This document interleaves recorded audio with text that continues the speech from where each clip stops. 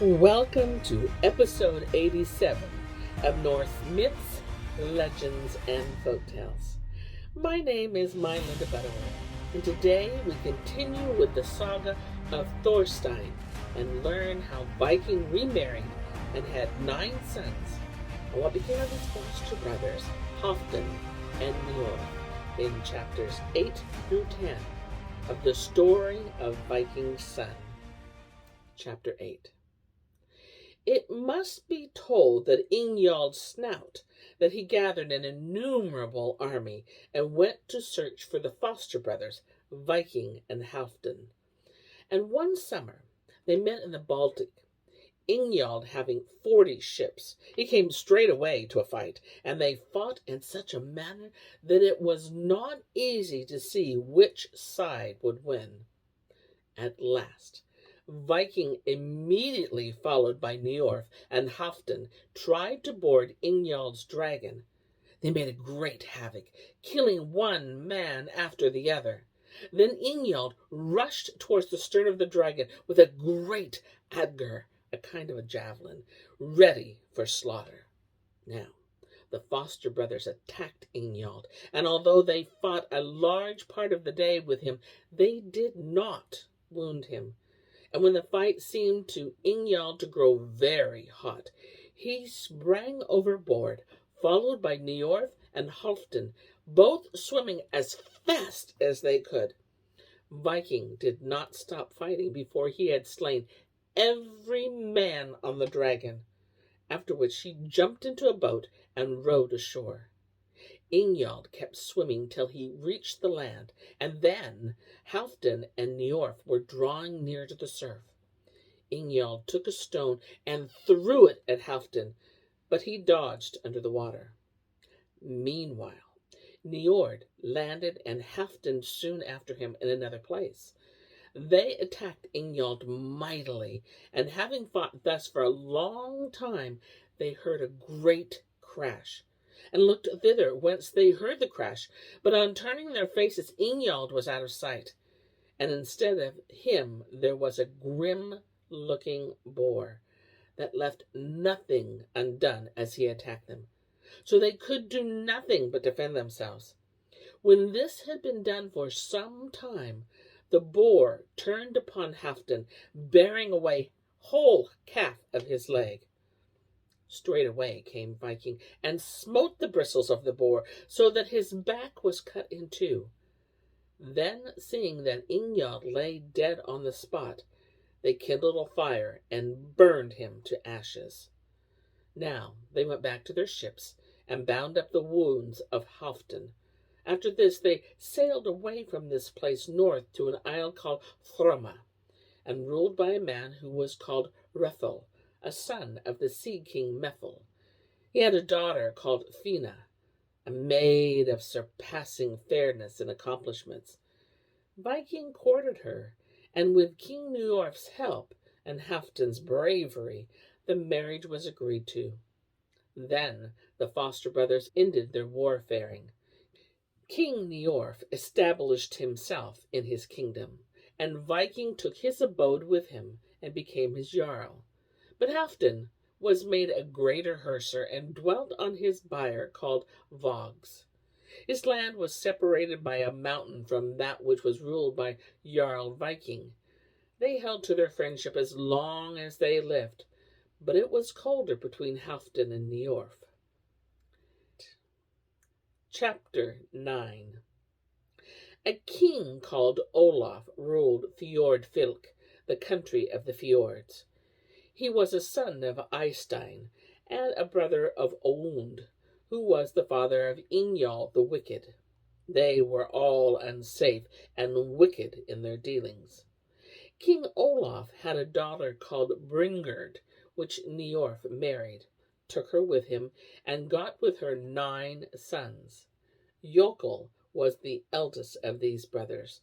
The rest were called Olaf, Grim, Geiter, Teit, Teifring, Bjorn, Geir, Grain, and Toka. They were all promising men, though Jokul far surpassed them all in all accomplishments. He was so haughty that he thought everything below himself. Olaf stood next to him as a man skilled in all deeds, but he was of a noisy, troublesome, and overbearing temperament, and the same might be said of all his brothers, and they boasted very much. Viking had 9 sons, the eldest of whom was Thorstein, and the others were Thor, Finn, Ulf, Stein, Romund, Finnbog, Eystein, and Thorgir. They were hopeful men of great skill in action, though Thorstein held the highest rank among them in everything. He was the largest and strongest of men. He was popular, steadfast in his friendships, faithful and reliable in all things. He could not easily be provoked to do harm, but when attacked, he revenged himself grimly. If he was insulted, it could scarcely be seen in his daily life whether he liked it or not. But long afterward, he would act as if he had just been injured. Thor was of a most sanguine and vehement temperament. If injured or affronted, he would suddenly be seized by an irresistible rage, and no matter whom he had to deal with, or what the results might be, he never hesitated to do whatsoever came into his mind. He was a most adroit man in all kinds of games, and a man of uncommon strength. He was second only to his brother Thorstein. These young men grew up together in the kingdom. In the mountains separating Vikings and Halfdan's lands, there was a chasm of fearful depth and of a breadth of 30 ells at the narrowest, so that it was perfectly impassable for human beings, and hence the mountain was not crossed by any paths. It had been tried by King Njorf and Jarl Viking and Halfdan how easily they might leap over the chasm. The result was that Viking had leaped over it in full armor. Njorf had done it in his lightest clothes, but Halfdan had only done it by being received on the other side by Viking. Now they all kept quiet for a long time, and the friendship of Jarl Viking and King Njorf remained unimpaired. Chapter 10. Njorf and Viking became old, and their sons were rapidly advancing in growth. Jokul became in all things a violent and restless man.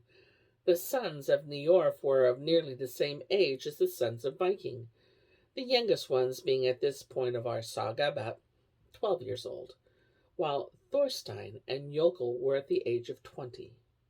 The sons of Njorf used to play with the sons of Viking, and the latter were in no way below the former.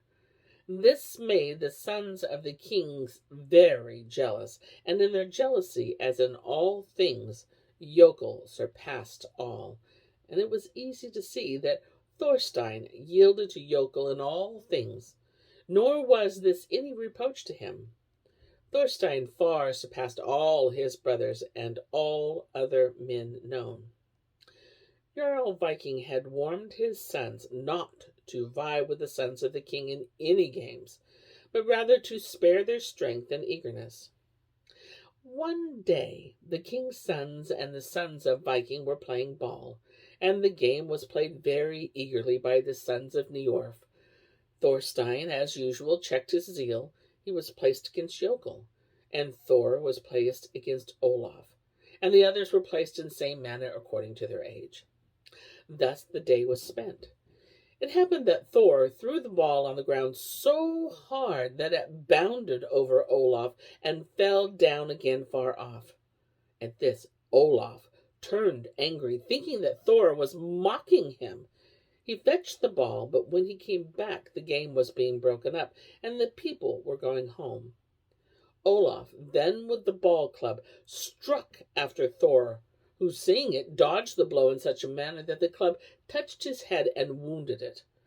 But Thorstein, together with many other people, hurried betwixt them and parted them. Said Jokul, I suppose you think it's a thing of no great weight that Thor got a bump on his head." Thor blushed at Jokul's words, and thus they parted. Said Thor then, "I have left my gloves behind, and I do not fetch them. Jokul will lay it to my fear." Answered Thorstein, "I do not think it advisable that you and Olaf meet. Nevertheless, I will go," said Thor, for they had gone home. So saying, he turned back at the swinging place, and when he came to the playground, everybody had left it. Then Thor turned his steps towards the hall of the king. At the same moment, the sons of the king also came home to the hall, and stood near the wall of the hall. Then Thor turned against Olaf, and stabbed his waist, so that the spear passed through his body, whereupon he withdrew and escaped out of their hands. They, on the other hand, had a great ado over Olaf's corpse, but Thor went until he found his brother. Now asked him Thorstein, "Why is there blood on your spear, brother?" Answered Thor, "Because I do not know whether Olaf has not perhaps been wounded by the point of it." Said Thorstein, "You perhaps tell us of his death." Quoth Thor, "It may be that Jokul will not be able to heal the wound of his brother Olaf, though he be a very skillful man in almost all things." Answered Thorstein, "This is a sorry thing that now has happened, for I know that my father will dislike it." And when they came home, Jarl Viking was outdoors and looked very stern. Said he, "What I look for from you, Thor, has now come to pass, that you would be the most luck-forsaken of all my sons. This you have shown, as I think, by killing the son of the king himself." Answered Thorstein, "Now is the time, father, to help your son, although he has fallen into ill luck, and that you know means for this purpose. I think you have shown by your being aware of Olaf's death, while nobody had told you of it." Answering Viking, "I am unwilling to sacrifice so much as to break my oaths for the life of Thor, for both of us, King Njorf and I, have sworn to be faithful and trusty to each other, both in private and public matters. These oaths he has kept in all matters. Now I will not, therefore, show myself worse than he has been, but this I would do if I should fight against him. For there was a time when King Njorf was as dear to me as my own sons, and it needs not be hinted at that I should give Thor any help. He must leave, and never more come back before my eyes." Answered Thorstein, "Why should not all of his brothers then leave home? For we will not part with Thor, but stand by one another for weal or for woe." Answered the Jarl, "That is a matter that rests with you, my son, but great I must call the ill luck of Thor. If he is to be the cause of my losing all my sons and my friendship with the king too, who is the doughtiest man in all things, and besides these my life, which is, however, worth but little. But there is one thing that makes me glad, and that is that it will not fall to the lot of anyone to put you to death. Although your escape will be narrow enough, and this will all be caused by Thor's ill luck, nevertheless, the loss of him will be felt on account of his valor. Now, my son Thorstein, here is a sword which I will give to you. Ungervaldil is its name, and it has always had victory with it. My father took it from Bjorn Bluetooth at his death. I have no other distinguished weapons, except an old kisa, which I took from Herrick Ironhead. But I know that nobody is able to wield it as a weapon. Now, if you are going to stay home, my son Thorstein, then it is my advice that you go up to a lake named Vinner. There you will find a boat belonging to me, standing in a boathouse. There you will find a boat belonging to me, standing in a boathouse. Go in it to a home which lies in the lake. There you will find a shed, food, clothes enough to last you 12 months. Take good care of that boat, for there are no more ships in the neighborhood. Hereupon the brothers parted with their father. The brothers all had good clothes and armor, which had been given them by their father before this happened. Thorstein and his brothers went until they found the boat. Then they rode to the home and found the shed. Here was enough of all things which they needed, and they took up their abode there. And here is where I end my tale for today. But I'll be back with more tales, many more tales. Until then, my friends, enjoy the journey.